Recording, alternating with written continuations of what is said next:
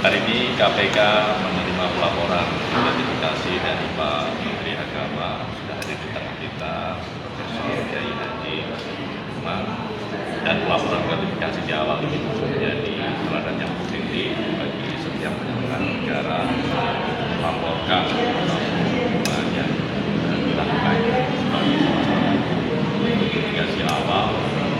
Kita lakukan pencegahan dengan konflik kepentingan yang barangkali ke depan akan muncul. Oleh karena itu, pada kesempatan ini kami persilakan kepada Pak Menteri menyampaikan terkait dengan pelaporan penerimaan gratifikasi yang dilakukan pada hari ini. Ya, pertama ini yang beberapa kali saya datang ke KPK. Pertama kali juga saya waktu itu menyerahkan pemberian dari seseorang yang saya duga itu mungkin terkait dengan haji pada waktu itu. Saya serahkan ke KPK, dan beberapa kali lagi saya juga sering konsultasi kepada KPK apakah ini masuk hal yang seperti apa ya. Dan kali ini saya datang lagi ya untuk menyampaikan tentang terkait dengan kemarin kepergian saya menjalankan tugas di Sulawesi Selatan, ya, di Makassar, untuk menggunakan pesawat khusus itu ya, karena jam 11 malam kan nggak mungkin ada pesawat lagi ke sana, dan besok paginya balik lagi kan ada persiapan sidang isbat. Nah, saya datang ke sini untuk menyampaikan hal itu, dan alhamdulillah sudah berjalan lancar. Dan itulah tekad saya ingin menjadi contoh ya, terhadap para bawahan kami, nanti staf kami di seluruh lapisan bawah kami kan sampai di tingkat KPK. Nah, mungkin para penyelenggara yang lain mudah-mudahan bisa menjadi pembelajaran buat teman-teman yang lain. Mari kita mencoba untuk mendukung seluruh gagasan-gagasan yang telah kita sosialisasikan, terutama dari KPK. Mari kita menjadi penyelenggara negara yang baik, ya. Laporkan apapun yang mungkin syubhat buat kita, laporkan apa adanya. Jadi kita jangan khawatir. Kalau memang itu ada konsekuensinya, ya kita harus siap bertanggung jawab.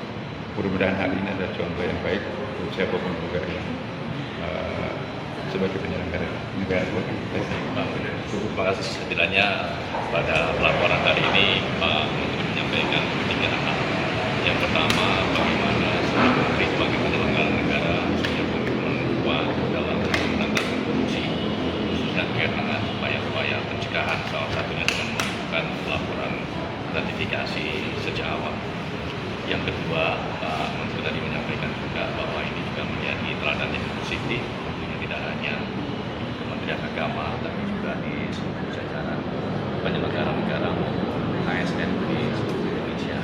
Kita dari awal melakukan mitigasi khususnya pencegahan korupsi.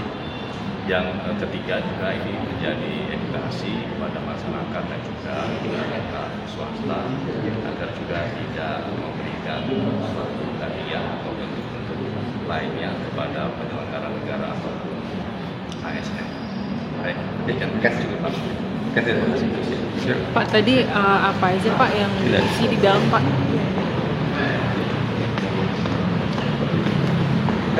Pak Menteri.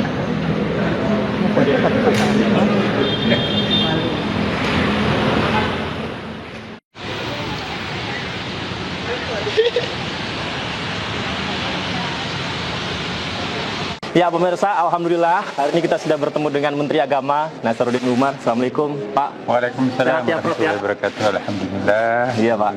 Bagaimana Prof ini sambil berjalan mungkin kita Prof ya? Menjelang persiapan isbat, bagaimana Prof? Ya, pertama-tama dulu saya mohon maaf ya. Biasanya kan kita pakai jalan Tamrin ya untuk sidang-sidang isbat seperti ini. Tapi kali ini kita pindahkan di Hotel Borobudur karena alasan teknis.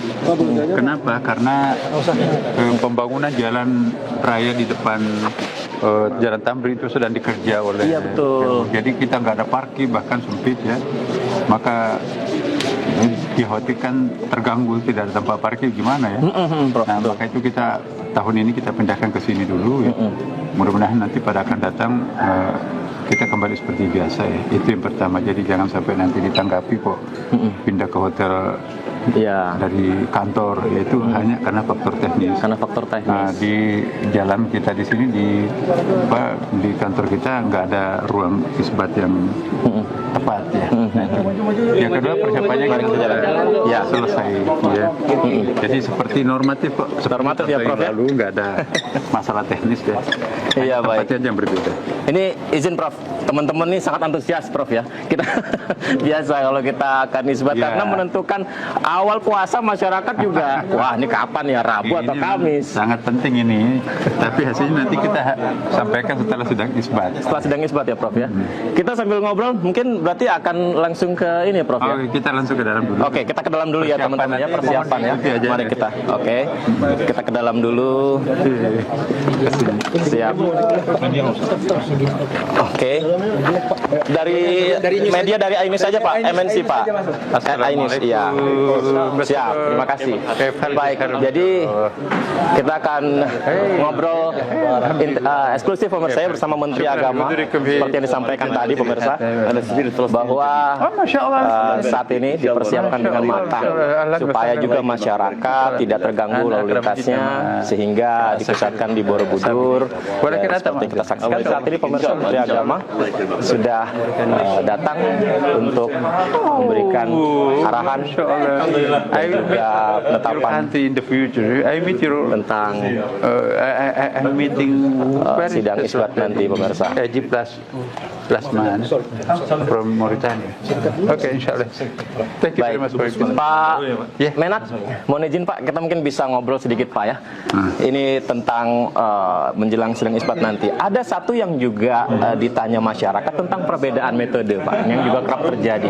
Nah ini seperti apa Pak?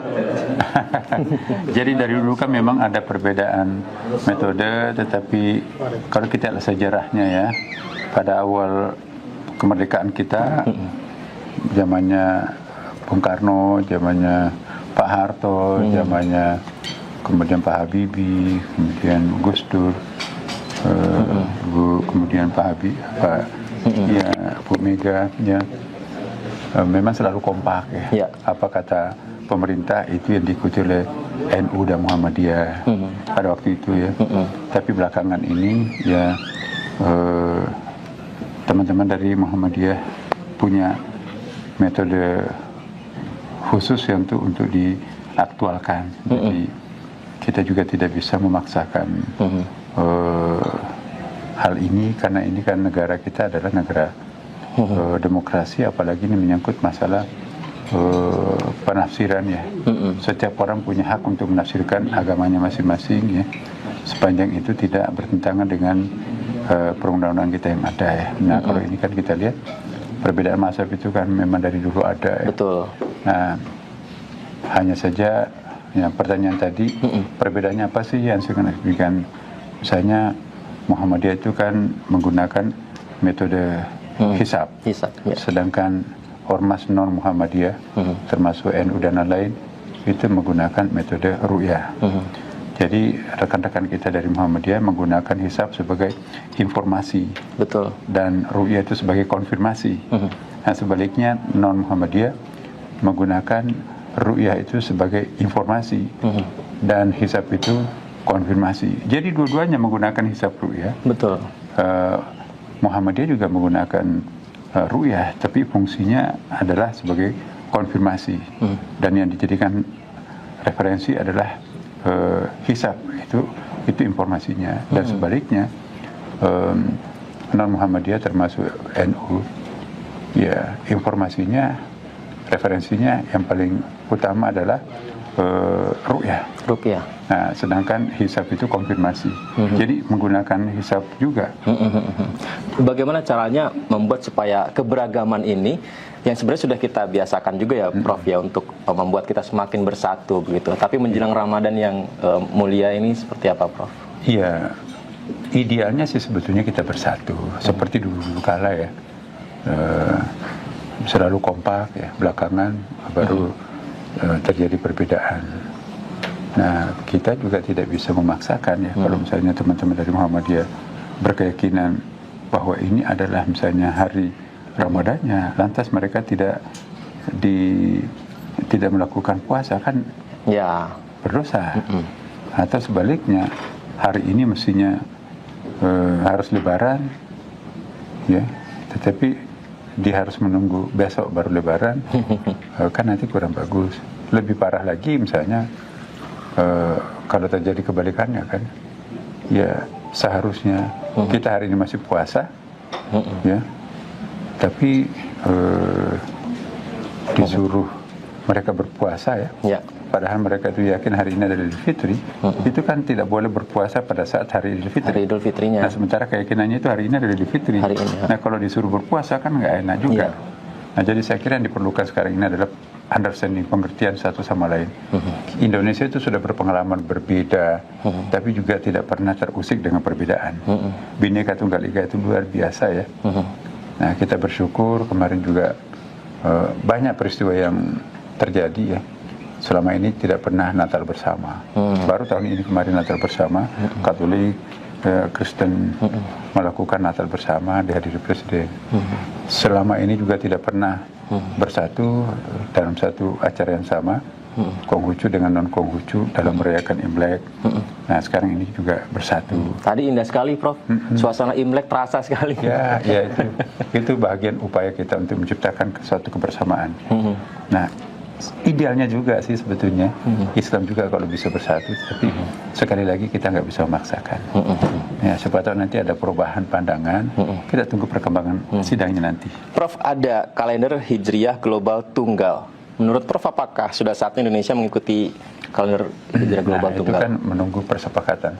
Kalender Hijriah Global Tunggal, misalnya, sebetulnya kalau kita lihat dari segi ru'yah, ya kan, dari segi hisab juga, Asia Tenggara ini menurut perhitungan-perhitungan para saintis, para astronomi, hari ini masih di bawah ufuk, berarti belum wujud hilal. Belum terlihat ya, Prof? Belum, masih minus 2, ya. Masih minus berapa derajat itu, ya? Masih minus 2 derajat 24 menit 42 detik, ya kan. Nah, maksimum di ujung Aceh itu pun juga masih minus 0 derajat 58 menit 47 detik, berarti belum wujud hilal. Nah, kalau misalnya masih menggunakan kalender yang lokal seperti tahun-tahun sebelumnya, kita sepakat tahun ini masih sama, ya. Persoalannya Muhammadiyah sudah menggunakan kalender baru, ya. Nah, maka itu ya kita berbeda. Nanti, tapi siapa tahu nanti ada perubahan, ya kan? Kita nggak tahu ya, Prof, ya. Itu terpengaruh cuaca atau seperti apa, Prof? Iya, cuaca. Ada dua hal yang mempengaruhi di sini. Faktor cuaca kalau memang tidak bisa kita melihat karena cuacanya buruk. Yang kedua, sekalipun terang benderang, tapi kalau di bawah kan nggak mungkin kita bisa melihat. Iya, nggak bisa lihat. Nggak bisa. Ya, saya kira itu. Nah, finalnya nanti tunggu hasil isbatnya. Terima kasih. Baik, Prof, terima kasih banyak. Saya ucapkan terima kasih banyak, ya, Prof, ya, Pak Menteri Agama Nasaruddin Umar. Tadi pemirsa kita simak bagaimana penjelasan dari Menteri Agama. Jadi kalau Anda mikir-mikir nih, kira-kira awal puasanya Rabu atau Kamis, ya, tunggu, saksikan di televisi Anda saat ini, pemirsa. Sesaat lagi kita akan pastikan sedang isbatnya, ya. Kita kembalikan ke studio.